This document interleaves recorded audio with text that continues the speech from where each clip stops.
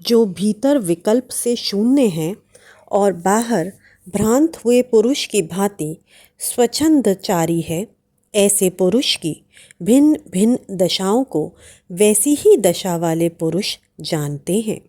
14वां प्रकरण अष्टावक्र गीता का सूत्र 4। आत्मज्ञानी पुरुष स्वच्छंदचारी होता है। उसे सद असद, मिथ्या, भ्रांति, नित्य अनित्य, क्षणिक, शाश्वत आदि का ज्ञान हो जाता है। इसलिए वह सर्व बंधनों से मुक्त होकर स्वच्छंद आचरण करता है। वह किसी के प्रतिबंध को नहीं मानता है, बल्कि स्व विवेक में जीता है, स्वाभाविक होकर जीता है। उसके आचरण सदा निर्दोष होते हैं। वह बालवत हो जाता है। करने व न करने का आग्रह ही छूट जाता है। उसकी समस्त ग्रंथियाँ खुल जाती हैं, निर्ग्रंथ हो जाता है। वह समस्त कामनाओं, वासनाओं, इच्छाओं के पार हो जाता है। उसका अंतकरण संकल्प विकल्प से शून्य हो जाता है। वह विचार शून्य हो जाता है, निर्णय एवं चुनाव रहित हो जाता है। केवल मात्र साक्षी रह जाता है, दृष्टा मात्र, किंतु बाहर से अन्य व्यक्तियों की ही भांति दिखाई देता है तथा वैसा ही आचरण भी करता है। उसका खाना पीना, कपड़े पहनना, उठना बैठना, बात करना आदि समस्त क्रियाएं सामान्य व्यक्ति की ही भांति चलती रहती हैं। वह सामाजिक एवं शासन के नियमों का भी पालन करता है। सड़क पर चलते हुए सड़क के नियमों का भी पालन करता है। व्यावहारिकता, शिष्टाचार भी निभाता है। वह समाज में नग्न होकर नहीं घूमता, अभद्र व्यवहार नहीं करता, हंसी मजाक भी कर लेता है, अर्थात उसका बाहरी व्यवहार सामान्य व्यक्ति की ही भांति चलता रहता है। उसे अपने ज्ञान का अहंकार भी नहीं होता।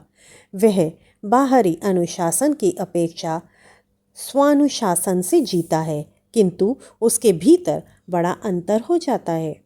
इस भीतर को जानने का कोई उपाय नहीं है। इसे वही जान सकता है जो इस स्थिति तक पहुंचा है। अज्ञानी उसे नहीं जान पाते। वह उसे सामान्य जन ही समझते हैं। सामान्य जन मनुष्य की परीक्षा उसके शरीर की बनावट, उसके कपड़े पहनने के ढंग एवं उसके आचरण से ही करते हैं। ये तीनों मनुष्य को जानने की कसौटी नहीं हो सकते। बहुरूपीय एवं पाखंडी भी ऐसे अनेकों मुखौटे लगाकर भिन्न भिन्न आचरण कर सकते हैं। है कुछ और किंतु कुछ और ही दिखाई देने के लिए भिन्न भिन्न प्रकार के नाटक करते हैं। भीतर जहर भरा है, बाहर अमृतमय वाणी बोलते हैं। भीतर कुटिलता है, बाहर सहिष्णुता का उपदेश देते हैं। भीतर हिंसा भरी है, बाहर अहिंसा की तख्ती लगाए घूमते हैं। भीतर से पूरे चार वर्ग की हैं, बाहर अद्वैत की बातें करते हैं। इसलिए भ्राम्य आचरण मनुष्य की कसौटी नहीं हो सकता। अज्ञानी ही भ्राम्य आचरण के अनुसार मनुष्य की परख करता है, ज्ञानी नहीं। अष्टावक्र ने इसलिए भ्राम्य आचरण से मनुष्य की परीक्षा करने वाले को चमत्कार की संज्ञा दी, जो केवल चमड़ी के पारखी है। ज्ञानी ज्ञान को देखता है, भ्राम्य आचरण को नहीं। इसलिए जनक कहते हैं कि ज्ञानी की आंतरिक स्थिति को दूसरा ज्ञानी ही जान सकता है, जिसे वैसा ही अनुभव हुआ है। अज्ञानी उसको कभी नहीं जान सकता। ज्ञानी बाहर भ्रांत पुरुष की भांति रहता है, जैसे उसे कुछ पता नहीं है। वह स्वच्छंदचारी होता है। वह भिन्न भिन्न दशाओं में भिन्न भिन्न प्रकार का व्यवहार करने वाला होता है। इसलिए इन भ्राम्य आचरणों से उसे जानना कठिन है।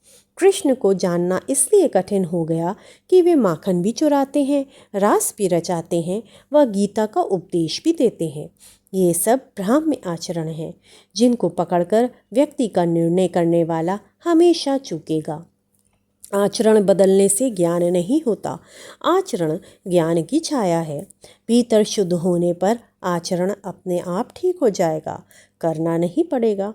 आचरण को ठीक करना सामाजिक उपयोगिता है, सामाजिक आवश्यकता है, किंतु इसमें आत्मज्ञान नहीं होता। इसी के साथ इति श्री अष्टावक्रीय गीताएं चतुर्दश प्रकरण समाप्तम।